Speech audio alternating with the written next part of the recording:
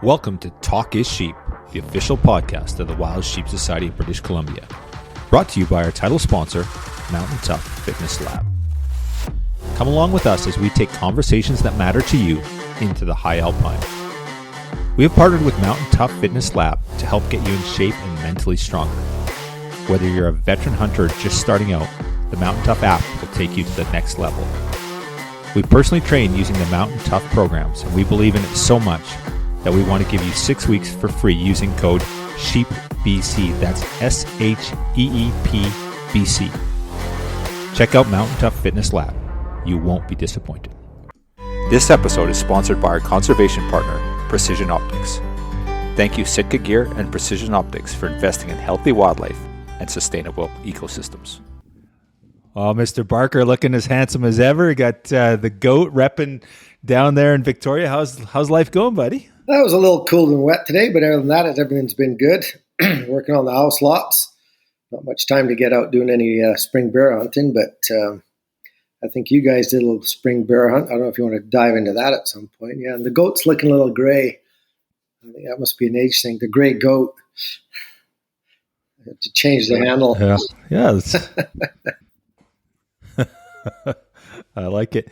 I did get out for a little spring bear, and it was nice to get off the grid a little bit. I was trying to convince you to get out, but you're adding to your empire there, buying, building, selling, flipping houses, all sorts of business. So I couldn't get the kitchen pass for that weekend, unfortunately. But it's getting close. Like they say, no rest for the wicked. So I don't know what I did wrong in my earlier days, but yeah. Are you going to get out spring bear for the long weekend, or that was last weekend, I guess? What, are you going to get out for spring bear or what? Yeah, let's see if we can sneak out a weekend. I know I guess one thing we were kind of talking about different things, but one of the guys that we partnered up, Couch and Bowman, they got the Hellhole shoot coming up June 1st, 2nd. So I might try and sneak in and do that 2-day shoot. It's one of the better shoots on Vancouver Island. They usually have really good attendance, and there's a bunch of sheep on the course, so it's a good way to get out and practice shooting sheep with your bow if you're going to hit the sheep mountains this fall. Get out and stuff some foam. So on that note, are you going to chase sheep around this fall? Like, what's the plan? I think you're going. What are you doing? I can't even remember. Yeah, I think we're going to go in a little bit later, mid-September, being October, so late season sheep hunt, goat, maybe a moose. I'm not sure if there's many caribou where we're going, but definitely sheep and goats. If there was a grizzly bear hunt, we'd be hunting grizzly bears. There's lots of grizzly bears in there, so that's good. Yeah, awesome. Well, I thought this would be a great time to connect. There's a lot going on. Actually, there was some pretty big project stuff that's wrapped up in the last sort of 2 months here. And, you being projects chair and being so closely connected to the great work we're doing, I think it'd be great just to bring our listeners up to speed on what's going on the project front, some of the projects that we just wrapped up, some of the cool stuff we on the go, and then what we're looking for 24-25. Yeah, I think the big one is, a couple of big ones is really, we did our Fraser River test and remove this February.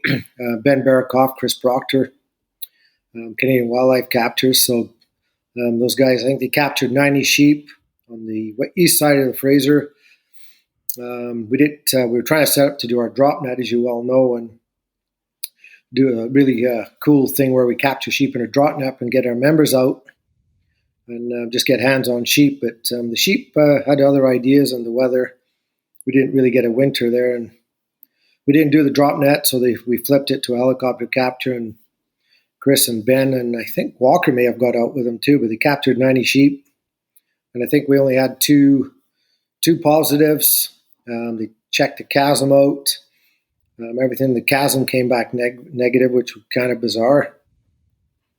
But seeing really good lamb recruitment where we've treated areas. So just the ongoing success of where we've gone with that project from its initial conception of, seeing how prevalence Moby was on the landscape to actually seeing our sheep herds. Our first treatment area was 4 years ago, and, we're getting 40 lambs, 50 lambs back on the ground every spring or at the end of the year, hopefully we're seeing these populations increase on the Fraser. So that's one thing, and maybe next year we might be able to do an actual proper inventory and just see how many sheep are on the Fraser and see if we broke that 1,000 mark from 850 to 1,000 sheep back on the Fraser and start building towards that 3,500 sheep. So that's really exciting. Piggybacking on that, we had some budget meetings with Chris and Jeremy about the Fraser, and you'll have to jump in here and fill me in on numbers, but I think we spent, was it 1.2 already, or just under a million? Yeah, you're great memory. I'm just looking at it right now. I pulled it up when you started talking about it. 1.3 million to date. 1.306 is our spend to date. And we talked about this on the call. And Ben Barakoff, Canadian Wildlife Capture, to date, Ben's donated $141,000 in helicopter time on the Fraser. Talk about somebody that's doing the heavy lifting. We look at our Monarchs, we look at our Platinums, we look at our Pinnacles, our Diamonds, and a guy like Canadian Wildlife Capture is fully donated, no crap donated, $141,000. Like Proctor said, Ben's not making any money on this, and he does it because he believes in the mission and what we're doing. It's just absolutely mind-boggling. Yeah, it's fantastic, and when we originally started it, we kind of asked Ben to be a little invested, and we didn't really hit him up for a figure, and he came in with what he was doing, and that's a cumulative total of, I think, 5 years now or 6 years. But, the not so cool part, but we're going to probably spend another 1.2 on the Fraser, testing and removing any positive sheep to remove Moby off the landscape in that Fraser River sheep population. So we're going to be ending up for 2.4, 2.6. Well, you start thinking about that, 2.6 million invested by the amount of partners we have: HCTF, Welsh Sheep Foundation, some money from Together for Wildlife, Jurassic Classic, Wild Sheep Society of BC, Midwest WSF, Eastern WSF. And those are probably, I think those are all of our funders that have funded the Fraser River Test and Remove so far. And Abbotsford Fish and Game Club, can't forget them. I don't know if I'm missing anybody, Kyle, but just tremendous buy-in in what we wanted to do on the Fraser and what the bios wanted to do on the Fraser for the wild sheep populations and First Nations. We're part of that Fraser River Working Group. We're probably the only NGO sitting on that Fraser River Working Group with those Fraser River First Nations. And I'm not going to try and pronounce their names because I'm going to screw it up. But that's another great partnership that's built in and bought in on this. So it's pretty incredible from where it started to where it is and to hopefully where it ends up. Yeah, one other figure I'm going to throw out there for our listeners that I think is super cool, Chris, and yeah, you nailed everything there. You got all our partners.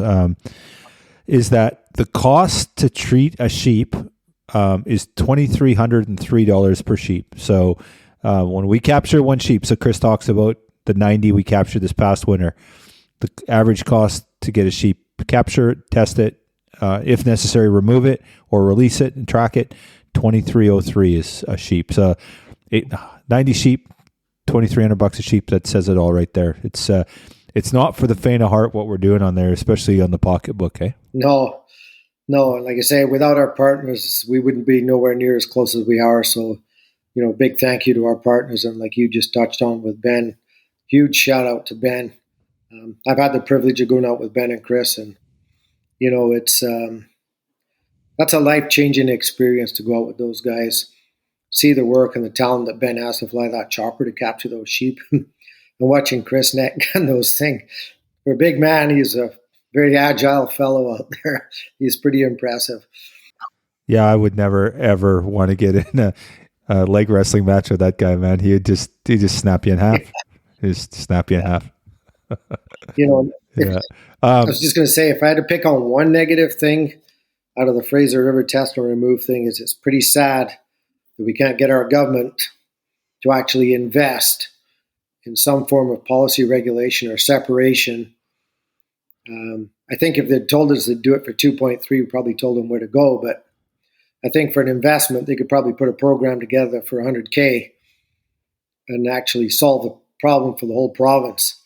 So, it's pretty sad the government won't take the steps to ensure the safety of all our sheep populations, because we're about to go through this. And I'm kind of getting into the next projects that we're going to talk about, but we're going to go through the same thing in the Okanagan. So, how do we make that policy change? Going to an election, I think this needs to be an election issue for our membership, and anybody that hunts or wants to hunt sheep or believes in conservation needs to talk to their politicians and make this an election issue and say, you guys need to do something for wild sheep. You need to protect them, help promote the domestic sheep industry, but let's protect our wild sheep, because it's a lot cheaper to be proactive than spend $2.4 million on test and remove on one meta population. So that'd be my negative piece, but I'll call out to our members to get involved and buy into what we're doing. Yeah, well said, Chris. Just on the funding partner front, just that, Chris talked numbers, and like I said, we just had a budget planning meeting with Chris Proctor and Jeremy and the society. Just a quick rundown of who's contributed what. And Chris mentioned our partners. So to date, $1.354 million has been spent. $296,600 from the Wild Sheep Foundation. They're the biggest investor. Wild Sheep Society BC is right there at $275. HCTF is $265, and that includes their commitment for this coming fiscal year. So $265 there. Together for Wildlife is $227.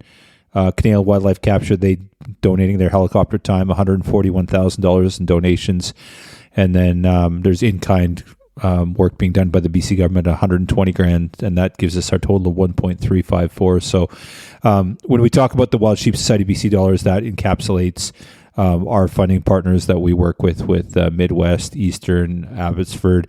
Cabela's was in there in the early days. They kicked in $5K. So really, really exciting. We get that Jurassic rifle every year. That raises $20,000 towards the Fraser. So amazing. Very, very cool. And like you said, Chris, moving forward, we've got another $1.2 million to spend to get the rest of the Fraser done. So yeah, huge undertaking. Pretty cool. Yeah, I didn't realize it was that big when we first started it, but we're halfway there. Well, the original, I think the original budget was 1.6, and but that was before, and the inflation and a whole bunch of other stuff. Extra surveys that need to be done, and what we're being conservative, right? We're going back and testing some of the stuff that we've already done to make sure there's not a reinfection, and it's expensive, but it's effective. We're seeing numbers starting to grow, and I can't wait. We were supposed to do a full lamb survey, lamb recruitment survey this spring, or actually an entire meta population survey this spring, but we ran out of money from government. There was a $24,000 commitment from the government that didn't come through, so we're unable to finish that off. But it would have been great to see what our actual number. We have a good number, I think we're north of that 800 number or 1,000 number now, but we really, it's based on lamb recruitment. We're making those.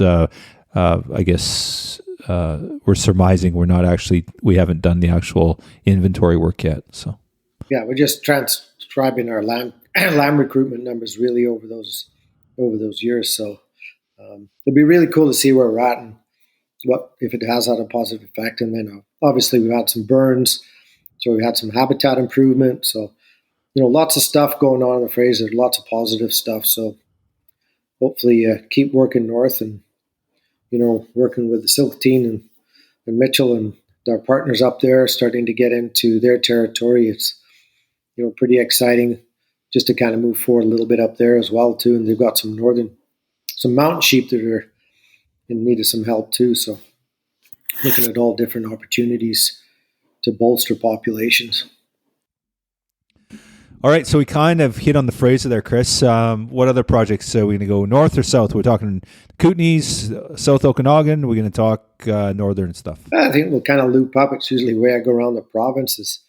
We haven't really been doing much in 6, but I think another one that's been on our radar, and we kind of got put off last year, was just with the weather conditions similar to this year, but we were fortunate enough for some later snows that we managed to get, I think, 3 burns off up north in specifically sheep country and in pretty rugged terrain and where sheep are living year round or their seasonal ranges. But we were successful in getting 3 burns done. Alicia managed to be successful with that, and really excited to get those back on the ground. You know, Josh Hamilton's done a ton of work making sure we get all our approvals, and Alicia's obviously been the advocate and the funding piece of that. But again, you know, just another great success for what we're trying to do for habitat up north. And there's other issues, but that's the main one, is start working on that habitat piece, right? Yeah, it's awesome to see that's moving forward, and you know, it's been really challenging the last 2 years, and again this year with the incredibly dry season. You know, we were really fortunate to get a couple early burns off, but then of course now with the conditions up there, it's not safe to be doing so. So we're, you know, kudos to Alicia for being super responsible and being able to get some work done there before it got too dry. And you know, it was. I think we had 11 burns we were hoping to get done this year, and we managed to sneak in a few. But it's some's better than nothing, and yeah, hopefully next year we can continue on. But climate change and a whole bunch of other stuff going on up there, and it just you know, if the conditions aren't there, you just can't burn. Like I said, last year we never got anything done, so it was. I guess we were pretty lucky to get the few that we did this year done. Yeah, it'll be great to see what the results of those burns are, and if it has a positive impact on what's going on up there. And just, you know, a little piece of the pie at the time, right? It's like when we started the Fraser, it's just a little piece of the pie at the time. So we just kind of move through it, and hopefully we get those other burns off in the spring, and we get another bunch of burns the following year, and we just kind of keep pecking away at it. And before we know, we're recycling habitat through the system. Yeah, awesome. What else we got going on up there? I was trying to recall. I think we got the salting program going on, trying to keep the salt off the highway around Muncho, and that's in partnership with, I always forget their name. It's Northeast BC Wildlife Fund. Yeah, great partners for us up there, doing what they can. So, trying to think what else we had going up there, Kyle. I was so excited about the burns. I think I've slipped my mind on what else we may have up there right now. Yeah, well, we've got a couple of stone sheep projects going on there. Some basically health and habitat assessment projects going on with. There's some 7A sheep going on that we got going on there and stuff. So there's those projects that have. Robin's been the lead on a couple of those, so really exciting. Yeah, and we just got that report from Chucho Environmental on that traditional ecological piece. So that was really interesting to see the responses and the thought processes going into that, and the change, and like you say, the Finley Russell, the capture work there, and just assessing sheep health and body fat, and how those sheep are coming into the spring for spring lambing. So we're going to get a bunch more information. I think that's in year 2 of that project. So I think one of the interesting things that's probably come out of it, and I think we're just kind of putting those pieces together, is, you know, we talk about Dunleavy, Schooler, and those populations. Like Dunleavy seems to be stable, but not a huge number of sheep, and Schooler's kind of gone down by being segregated, and seen some grizzly bear predation on those numbers. Not a big number of sheep up there, but I think from, you know, that traditional ecological knowledge piece and putting it with Dunleavy, is when Williston Lake went in, I think we cut off migration corridors for stone population sheep that may have come down the Finley, and maybe they wintered in those areas, and then when the dam went in, they cut that off. But it also changed the climate too. It changed. There's more snow because the size of that lake, it actually causes lake effect snow. And I remember when we first started hunting Dawson Creek, Doug said, yeah, we get way more snow now because of the lake going in, that lake effect snow. Probably there's other climate change factors there, but I think that lake probably had a big impact on those sheep populations. Obviously, there's no science behind that, but it seems to me that may have had an effect. And I think it may have even gone up around Fort Ware a bit too. I don't know how those sheep migrated, but it's too bad we've lost that piece because we can't put that piece of the puzzle together to see what effect it is having on those populations. But that's kind of my gut feeling just from some of the information we're seeing. So it's really cool how you start putting it together and you can kind of surmise that, but you don't want to over surmise or overthink something and put out a shit theory, right? Yeah, no, absolutely. Yeah, and then we got we've done some, we've been working with the BC Trappers Association on ungulate enhancement for years, and seen some positive results, especially, I know I'm drifting down, so, we obviously Region 7A and 7B, we've done a lot of work there, but we've seen some really positive effects in the Kamloops region with coyotes and that sort of stuff, and starting to see better lamb recruitment with reducing coyote populations and stuff. So, and we've also partnered with the Northeast BC Wildlife Fund on a project in northern BC to reduce predators up there as well. So another great opportunity to work together. Yeah, and I think that's just it. And it's looking for, we kind of talking about our traditional partners, but we're also starting to see that shift in partners where we're not. I mean, I've had a couple of meetings now with the Invasive Species Council of BC, and they're looking at a project, and I'm hoping they're successful. I haven't heard anything, but I've had a couple of meetings with them. But really neat idea, especially, and it's around Kamloops. We're kind of shifting out of 7, but their idea is looking at, and we're going to kind of dive into this cheatgrass thing on Kamloops Lake, but they're looking at grasslands, and obviously there's a lot of pressure, coming into BC from the federal government, and some funds available to make sure we ensure those grasslands are there for perpetuity.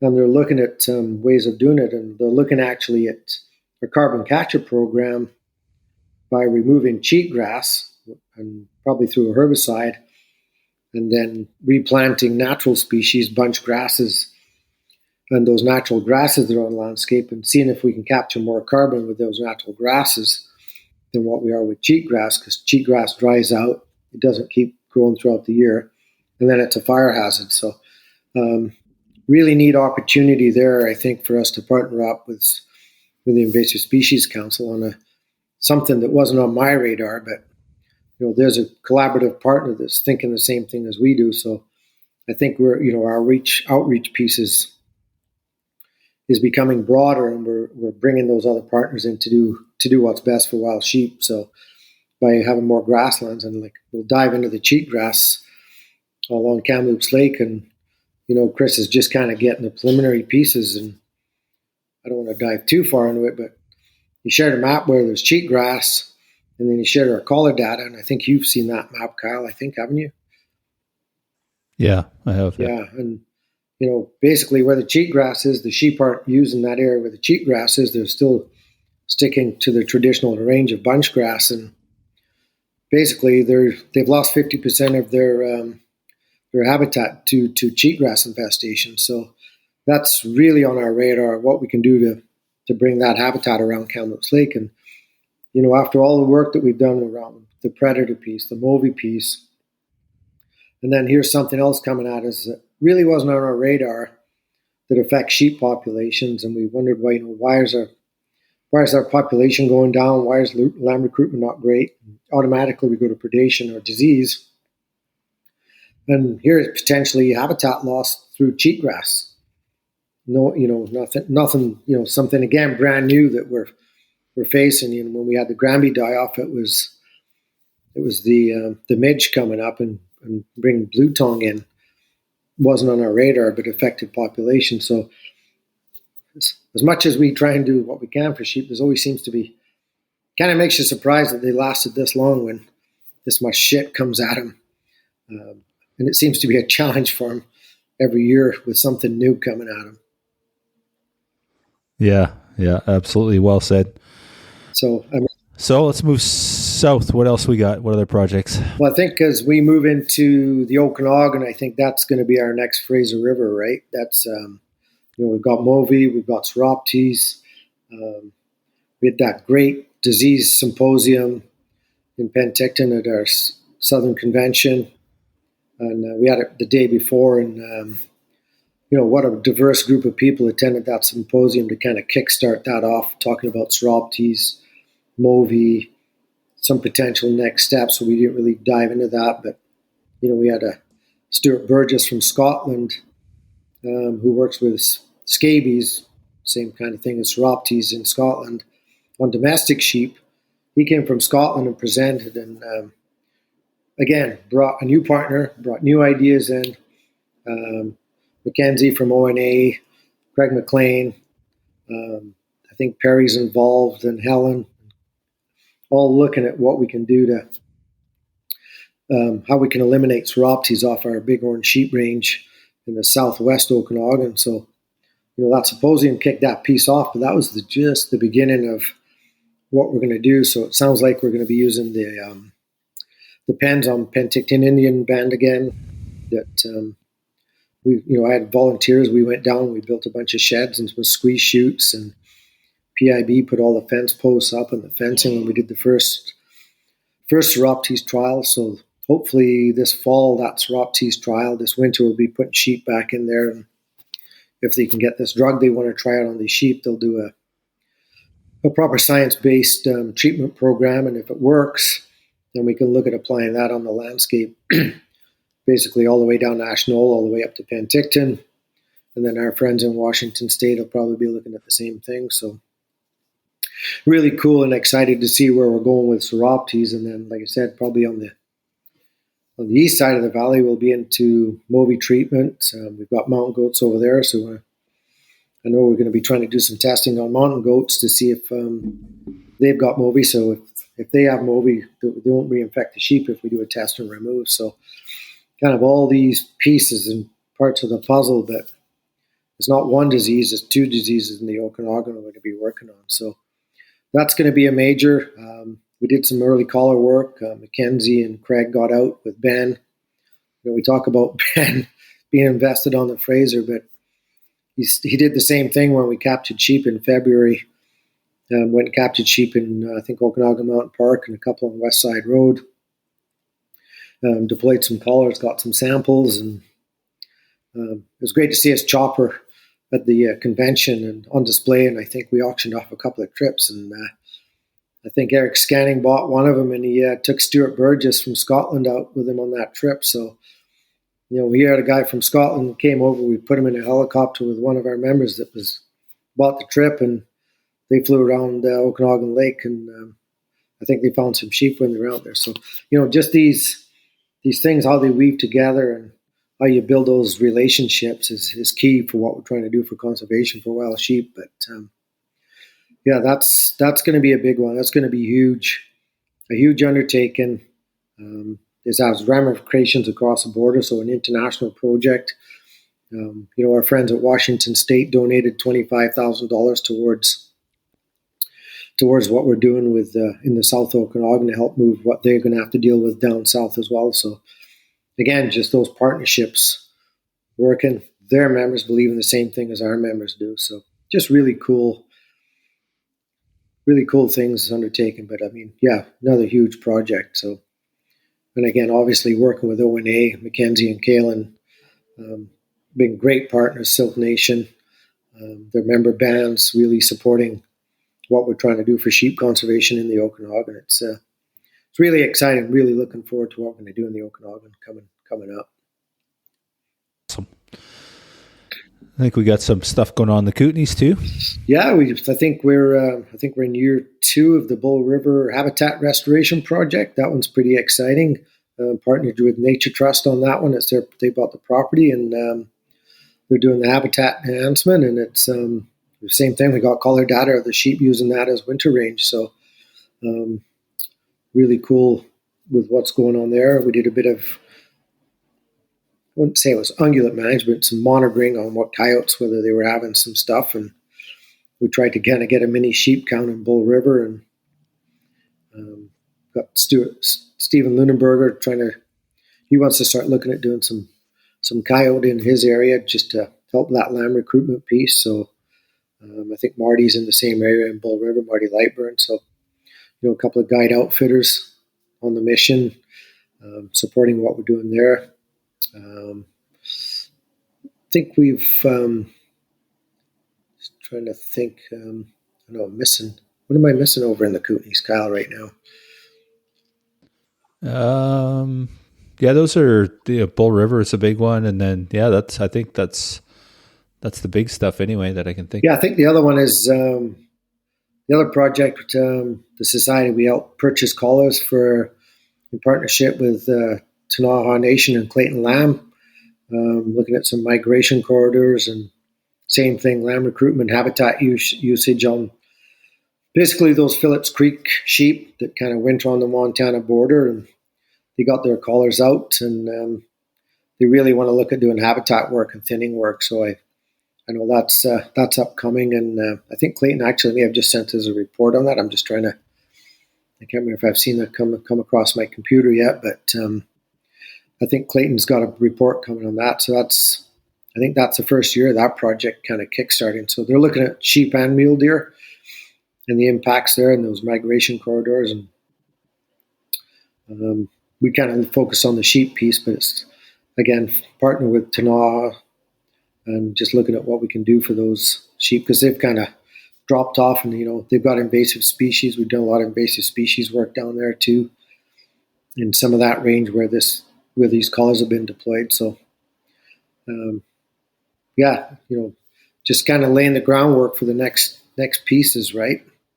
And I always keep saying if we can get disease sorted out, we'll be full on habitat work. And I think that's kind of what we're starting to look at and shift our gears in the Fraser. And fortunately or unfortunately, the Okanagan, Mother Nature's done her thing in the Okanagan. But she's created some great sheep habitat. Unfortunately, we lost a bunch of houses in Kelowna last year, but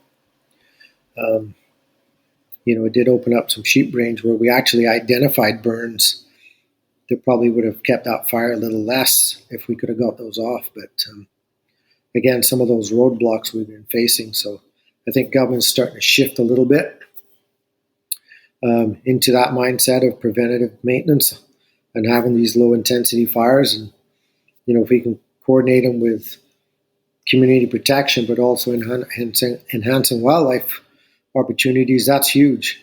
And that's a win-win for everybody. And that's, everybody that likes nature, hiking, sheep conservation, mule deer, it all fits with having those small fires, those fire breaks to keep those fires on a lower intensity instead of seeing these high intensity fires that we keep seeing over and over in the Okanagan. So,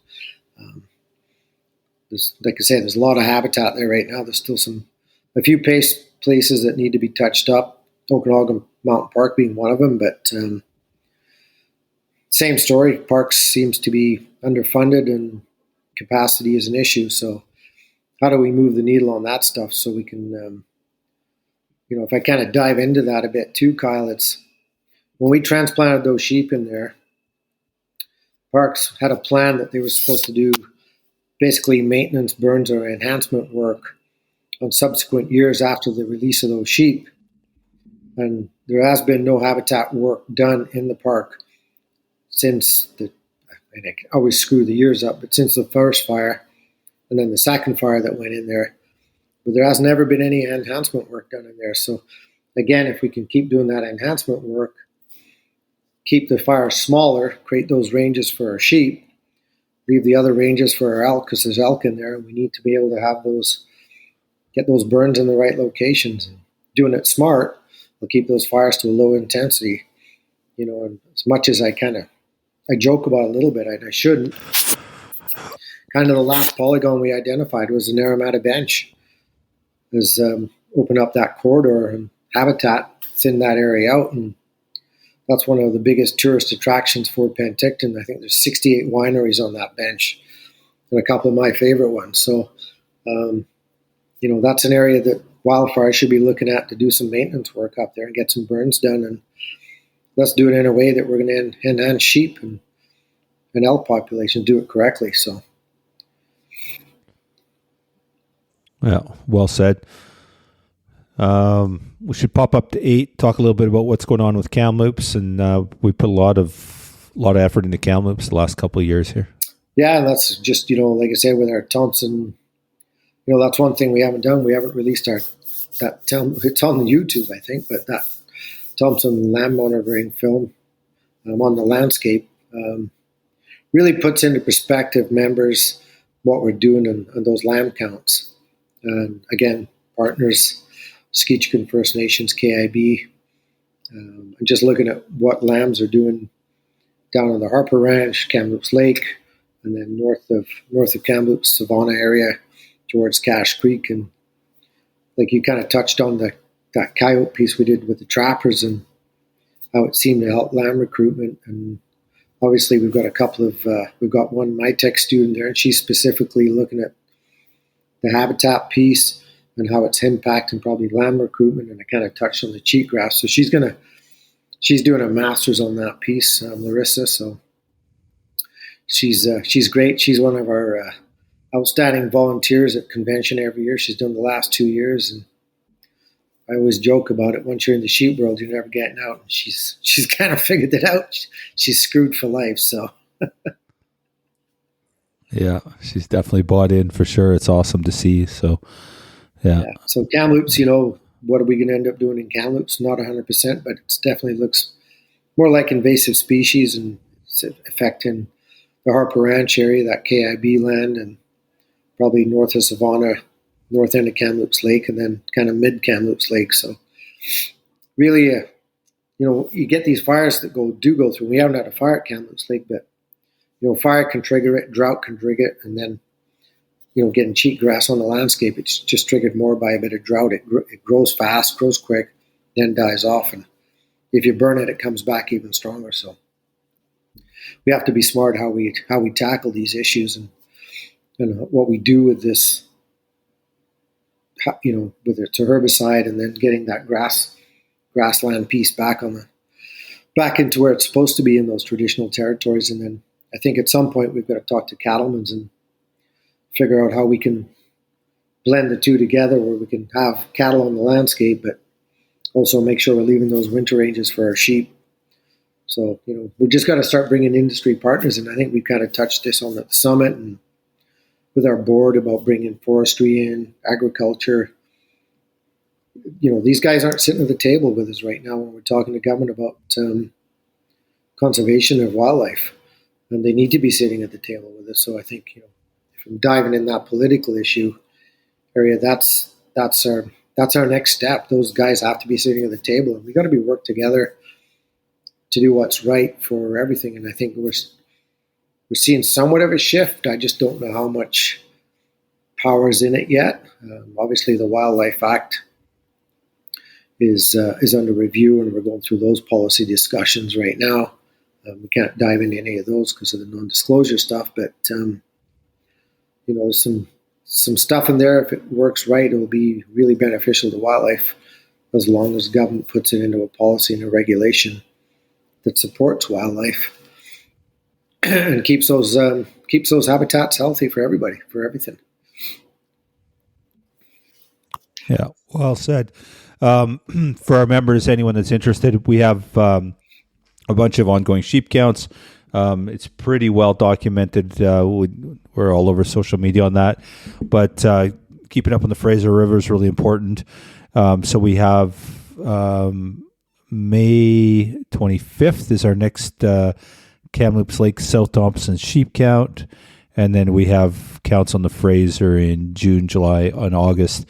And then some of you may have heard about the Ruck for the Shoe Laps. That's July 5th to the 7th. And so you can go to our website, get signed up for that if you're interested. And basically, it's a couple days. The guys are going to go rucking across the shoe laps. And while they're doing it, they're going to be doing a sheep count. That's being led by Matt Ward. And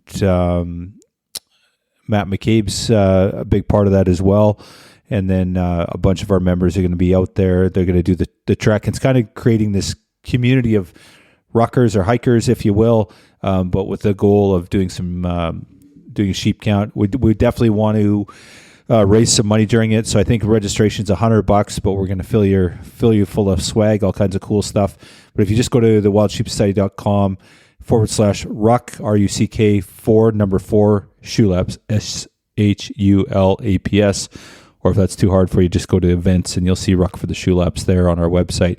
And you can sign up for it. We are limiting it. We're almost full now.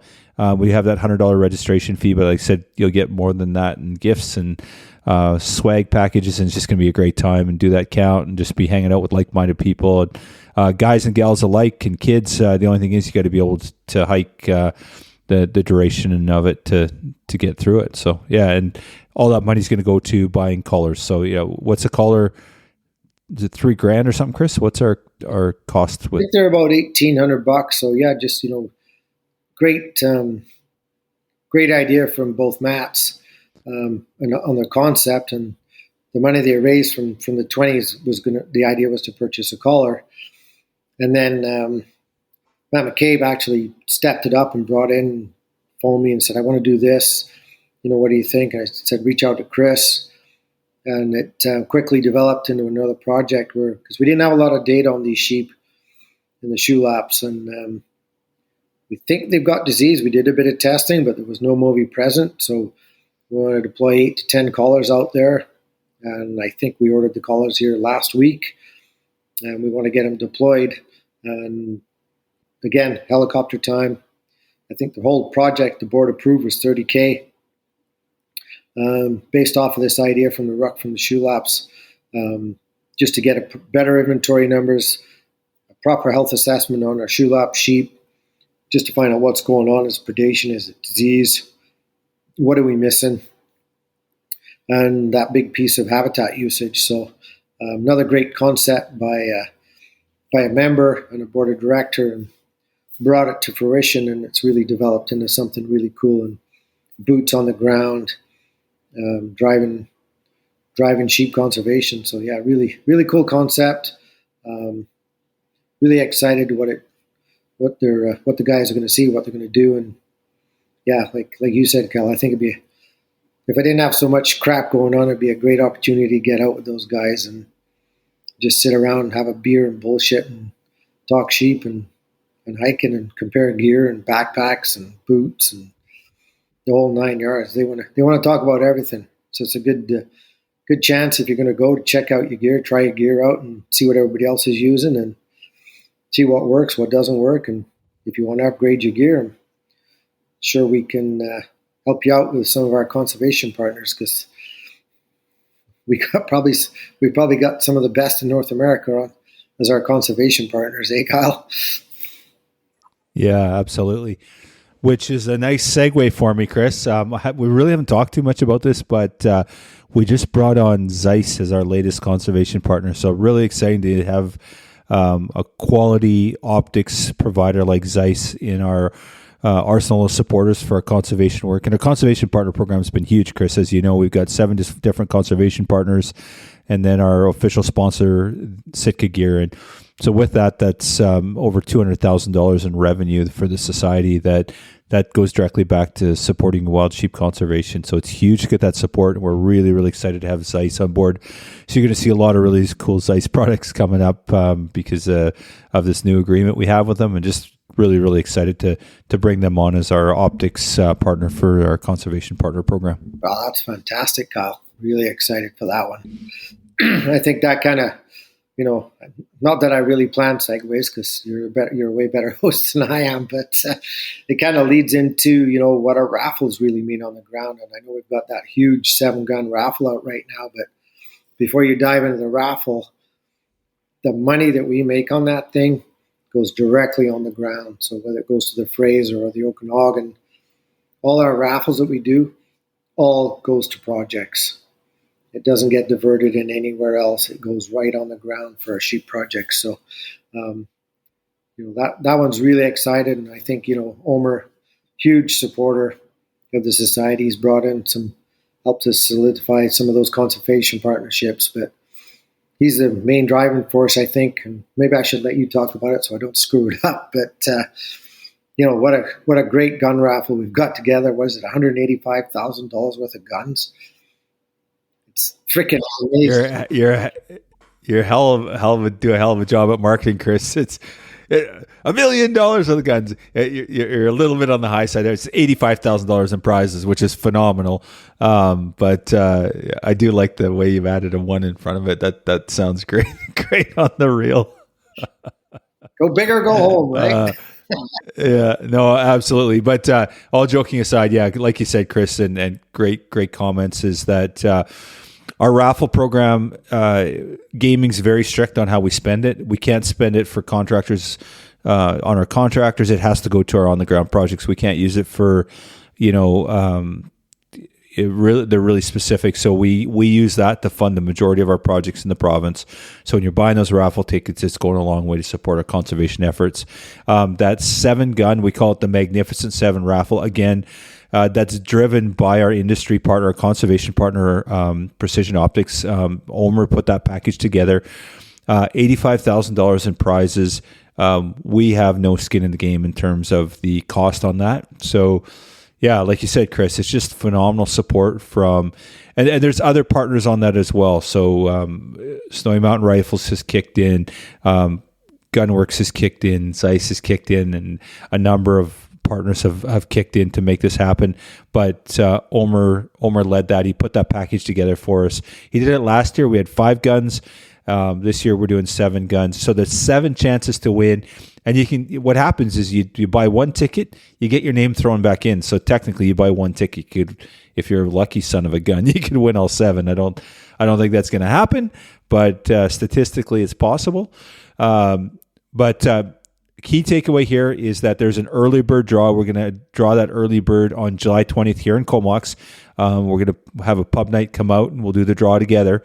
And we're going to give away a Fierce Twisted Rage 7mm PRC rifle package. It's topped with beautiful scope. It's got a Fierce Firearms, Harvest Gold stock finish, Smoke Bronze Cerakote. It's a beautiful rifle. And $6,300 roughly, and just a great package. But 7 chances to win. We've got 3 Gunworks on there. We've got 3 Fierce, and I think we have our last one, another Gunworks as well. So yeah, huge support from our partners, and again, a huge shout out to Omer and Precision Optics for putting that package together. And so just head over to our website and you'll see right on our homepage how you can get tickets for that. But you don't want to miss out on this. And again, worst case scenario, you're driving our conservation efforts and you get a chance to 7 chances to win a package that any one of those rifles are just amazing. So. Yeah, it's pretty spectacular. I mean, not that I'm much of a rifle hunter, but I was going to say, I knew it was coming. Well, I was going to get my plug in. We're really looking for archery conservation partners. So, if there's any archery companies out there that really are looking to support conservation, here's your opportunity. Matthews, Hoyt, PSE. There's the big 3. So if you guys want to step up and support society and conservation, there's an opportunity. But those guns they're all amazing. And obviously I went with Mike and he's got a couple of Gunworks, and yeah, they're pretty sexy guns. I think you've got one, Kyle, and you think you love the shit out of that thing, don't you? Yeah, absolutely, buddy. It's I've not had many indulgences, and that was one of them. And it's kind of a gun that'll be hanging on to for a long time, and probably pass on to my kids. And yeah, it's probably one of my most. I made the mistake of telling my wife it was worth more than my truck, and she said, "What?" And I'm like, "Oh, I'm just kidding, of course." Well, don't guns go up in value and trucks depreciate in value? Is that how that works? Yeah, that's the narrative. That's for sure. Oh my goodness! Yeah. No, it's right. Pretty cool, and like I say, I know you guys put a pretty healthy raffle program together, and I'm not sure what the next one is, but it's. Don't you have something coming up for Jurassic too, Kyle, soon? Or yeah, we do that Jurassic rifle raffle every year, and Our industry partners reached out again. I think we're going to do it again. We haven't heard what exactly we're getting, but they reached out again, and we gave them the numbers, what we've generated in revenue over the last 3 or 4 years, and they're so happy with the ROI. Because as you can imagine, like donor gives you something, and if they give you something worth $5,000 and you get $500 for it, they're like, well, yeah, I've been better off just keeping it and giving you $500, right? And rightfully so. So we do our very, very best. And, Chris, that's a shout out to our membership. We've got a phenomenal membership with the society. They just step up. They're always there to support. And, we're really, really, really fortunate, in my opinion, to have the members that we do. It takes all three, right? You can't just have the product. So you can't just have the donor. You can't just have us, the conservation organization, and you can't just have the members there or the people that are supporting you. Any one of those are missing, it's gone. You can't do it, right? And everyone plays the part. So there's this incredible gratitude for our incredible sponsors and donors, but likewise our membership. If it wasn't for our dedicated membership supporting us the way they do, we couldn't do it. It wouldn't happen. So it doesn't matter how many donations you get if you can't market it somewhere and use it to sort of fundraise. It's really difficult. Yeah, and speaking to members, and some to be remiss if we didn't, like you just kind of thanked our members, but they are the integral part of this whole thing. And I think the Salute to Conservation in Penticton this year, we switched it up. We went to the Friday night auction and the Saturday night auction, and just we were a little nervous about the buy-in for the Friday night, but again, our members showed up, and we were sold out, I think, Saturday night, and I think we sell out Friday night, but I can't remember if we sold out Friday night. But just the energy in the room, we went from, I think, a max of 460 to close to 700 on Saturday night, Kyle.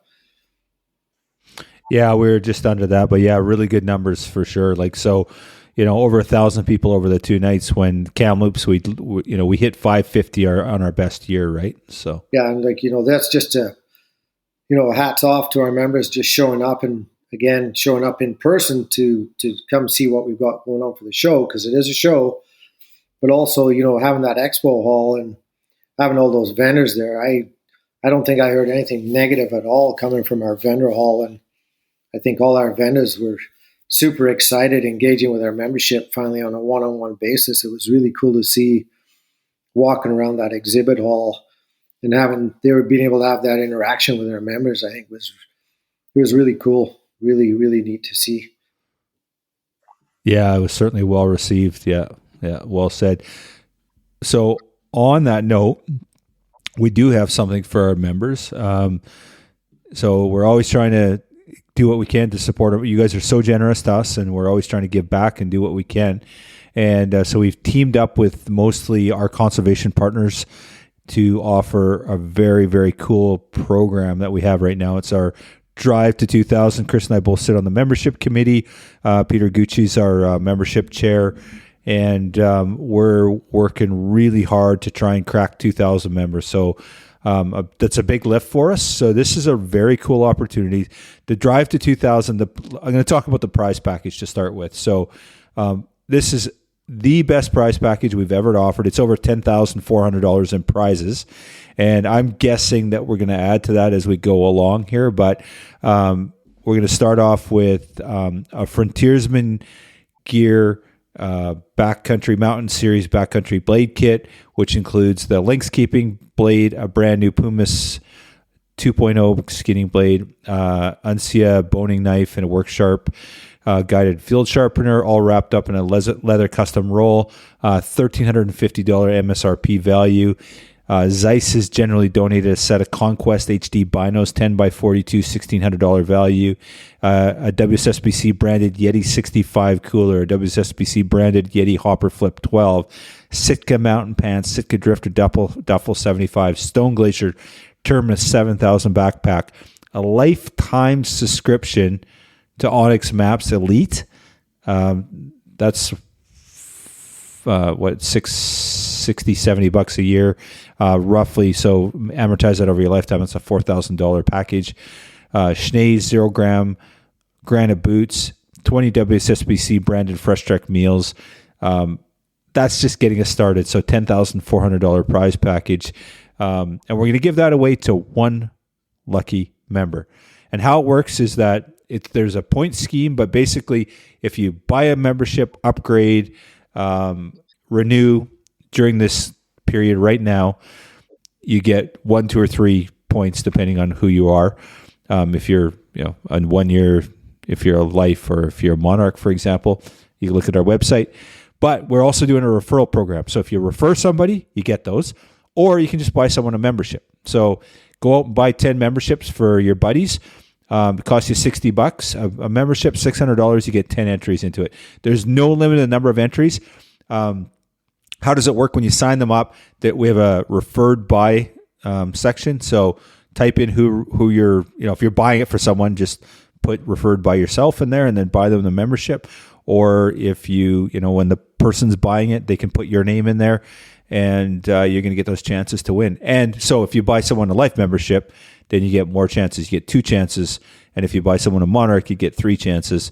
But there's no limit. So this is an opportunity for you to introduce someone to the Wild Sheep Society BC, give them a membership, treat it like a raffle ticket. It's $60. But your odds are bloody good. Like, think about it. We're only giving away, our goal is to hit 2,000 members. We're at 1,500. So maybe 500 people are entered. Their odds are really, really, really good. Are you buying a membership, Chris? Oh, you're kind of membershiped up. No, I might have to buy one. There's a couple of people I think I could probably buy a membership for. But it's, what a cool opportunity, right? And, if you think about it, the society, from when you started, Kyle, what our membership was, I think we were at 250-ish. Was it around there, 250? 340. 340 when I joined, yeah. So 340 and we're at 1,500. And I remember me and you having a conversation one year. You were driving membership at the time, I think, and I said, we'll get 1,000. And I think we had to get, 100 and I think we had to get like 50, 60 members or something, or 8. I can't remember what the number was, but I said, we'll get 1,000, no problem. So this is a big bite, but I think if word of mouth, if you've been sitting on the fence, there's that extra reason why, if talking about projects or raffles, where that money goes. Membership just gives us that political voice, for lack of a better word. It is just a number, but it's a pretty cool number to think that a place like BC, I think we sell, what do we sell for sheep tags in a year? Is it, I can't remember. I think it says 2,500 sheep hunters in the province? Or yeah, it's just right around 3,000, Chris. Yeah. Yeah. So, and I think probably over half our members have never shot a sheep, but they believe in the mission. So if you've shot a sheep, you should be a member of the society. Here's an incentive to do it. Jump on the bandwagon and join us, and let's put and keep more sheep on the mountains, because that's what membership does. And like I say, it gives us that advocacy piece. When me and Kyle go to government and we have these meetings, how many members do we have? We've got 2,000 members all over the province. Might not seem like a lot, but it could make a difference at some point in time. So it just gives us that bigger voice and that bigger strength. This is cool. This is a really cool, a cool opportunity. Be nice if we could get a gun in there somehow. Maybe get a gun in there somehow, eh? Well, so for anyone that's wondering, and I've talked about this before, the reason we don't is it's really hard for us to market on social media anything with a gun in it. So we intentionally left one out because it was just a lot harder to promote. We wanted to make sure that we did. Anytime you throw a gun in something, all of a sudden Meta starts getting all twitchy. It shuts you down. So it doesn't. Yeah, absolutely. Well, right on, buddy. What else we got to wrap up here before we shut her down tonight? I think the other one that's really close to Mike Southern's heart is the CCFR and the support that we've given them, and the support that they've actually given us back, and just the opportunity for our members to understand. We're talking about guns, and all joking aside, but that's what's driven why we can't have guns on social media as part of this perception. So, just a huge shout out to the CCFR, and Mike bringing those guys to the convention a couple of years ago, I think is really cool, really huge. And they attended the Life Members Breakfast this year and raised a bunch of money at both Northern and Southern Convention for them. I think, what did we end up donating to CCFR this year? $50,000. Yeah, so there's our gun rights lobbyist, and we're supporting them. Our members have stepped up and supported, and I think it's huge. And good on Mike for having that vision to bring them on board, and expose them to us as vice versa, right?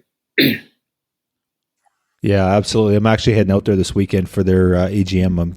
It's in Calgary, and I'm flying out for the weekend to attend the AGM and just show our support and be there. And Rod and Tracy and the whole CCFR team are just, crushing it. And it was interesting. I was talking to Omer today, and he said, sometimes you get a little discouraged with, the direction things are going with, politics and just, restrictions and blah, blah, blah. And I'm like, yeah, but can you imagine if we didn't do anything? And he's like, yeah, absolutely. Because like who is doing stuff? Like, there's not a lot of people out there. And he goes, we're the ones that are in the trenches fighting, and we just got to keep it up. And I believe that. Some days you just kind of want to bury your head in the sand with some of the policies or ideas or thoughts that come out, and then it's just like, yeah, but if we're not pushing, if we don't push, think of how bad it would be, right? So that's where, again, our members get it. They get the vision, they get the support for it, and it's pretty inspiring.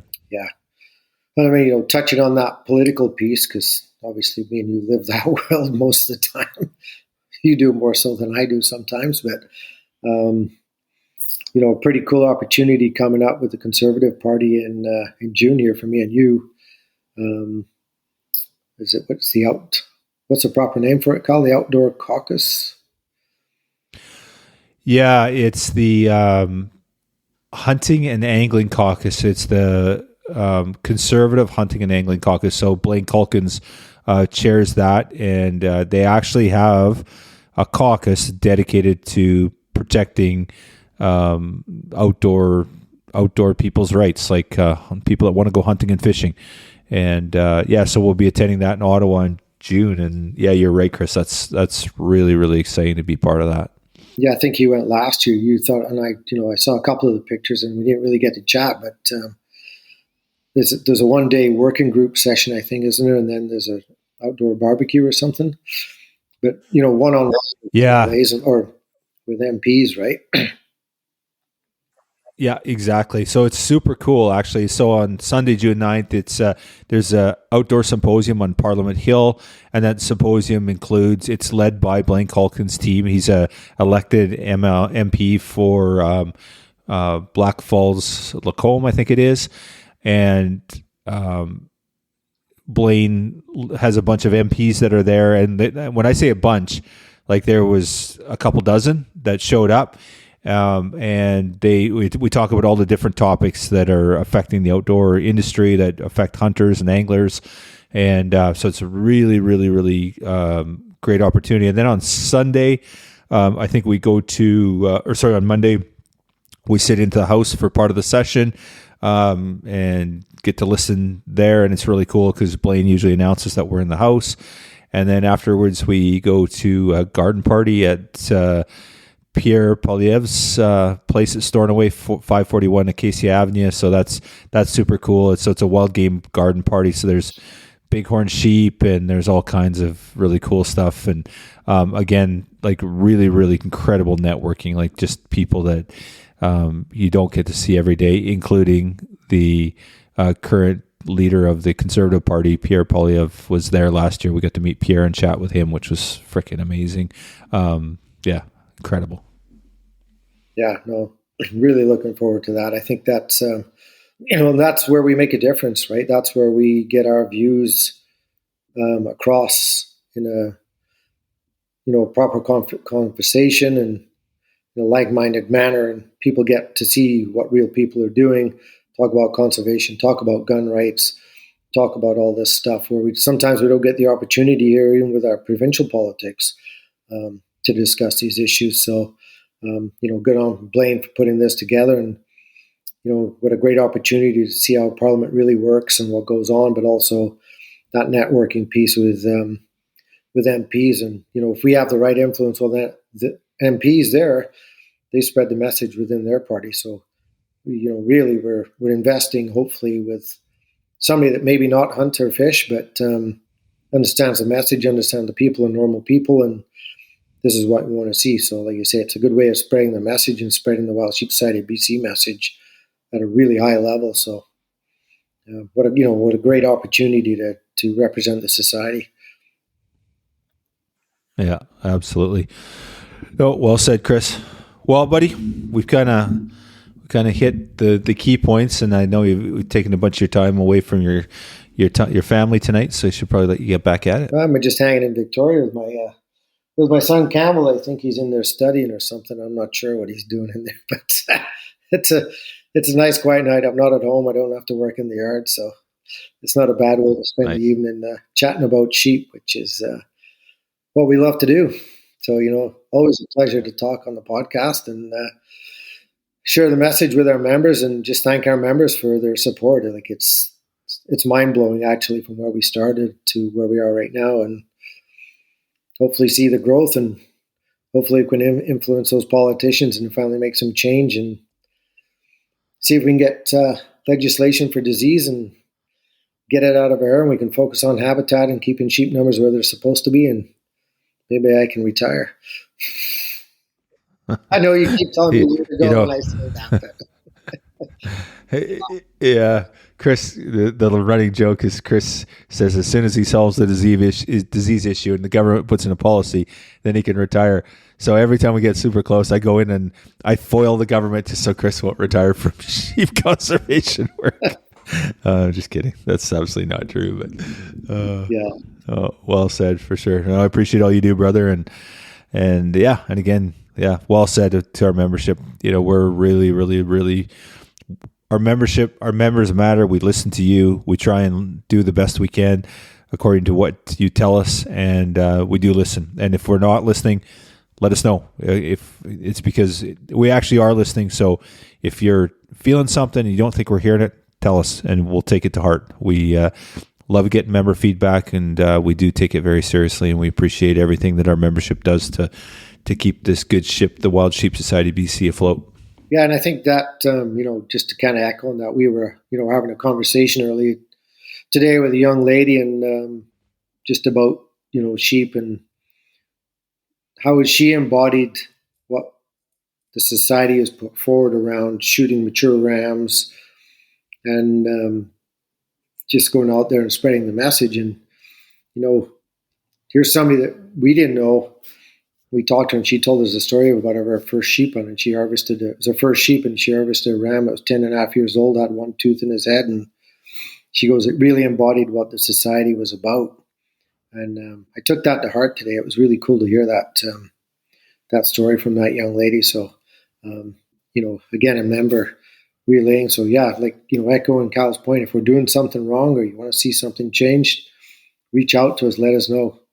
We can't do anything we don't know about it, but if we're doing something right or you want us to keep doing something the same, let us know. It's always good to get that member feedback, because it's really important to engage, and oftentimes we don't get that opportunity to engage with our members. So it was really cool to talk to that young lady today. So.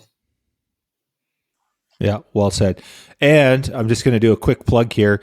We need stories for the magazine. So if you got any stories, if you've got member highlights, send them in. So communications@wildsheepsociety.com or kstelter@wildsheepsociety.com. Send us your pictures. And, if you're a member, I'd love to use them in the magazine, or if you're not a member, send them anyway. Any stories that you got. Our summer edition is going to be coming out here in the next 2 months. Deadline's June 1st. So this is very timely. Let us know if you got any cool stories. For the member highlights, 50 words, 1 or 2 pictures, 2 megabytes or better. Doesn't have to be fancy. Send it to us. We'll edit it up. Or if you got a longer story and you want to share it, we'd love to hear that too. So always looking for great content, and we'd love to hear from you. So, how about if you're out? That's it. How about if you're out there taking pictures, make sure you got your Wild Sheep swag or your Yeti mug with the WSSB logo, and if it's on the top of a mountain in the bush somewhere, it'd be really cool to see those outdoor pictures with that WSSBC swag adorning. Yeah. Well said, buddy. Yeah, for sure. I think you and I did a couple of those. We did a hike up Mount Work, and we were having a couple of beers on top, took a couple of photos, posted them. It was good. It was a good time. Any chance you get outside, post it.